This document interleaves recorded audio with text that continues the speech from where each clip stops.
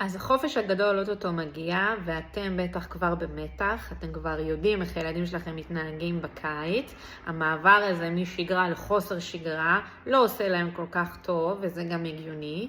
הרבה פעמים אנחנו נראה יותר מהרגיל שהם מתפרצים ויש חוסר שקט, הם רבים עם האחים שלהם, דבוקים למסכים, דברים כאלה. במיוחד בשביל זה אני פיתחתי תוכנית מיוחדת שאני קוראת לה קיץ בשליטה.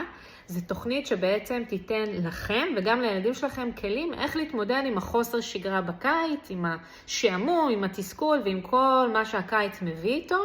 זה בעצם תוכנית בת 8 מפגשים, מתוכם 6 מפגשים אני עובדת עם הילד, אני נותנת לו את הכלים והדרכה וגם שיח רגשי למה שהוא צריך או היא צריכה בשביל לעבור את הקיץ ככה בצורה קצת יותר רגועה. זה מפגשים שאני משלבת משחקים והומור וכיף, הכל בשביל ככה לגרום לילד שלכם בטוח ורצון לבוא ולהיפגש איתי.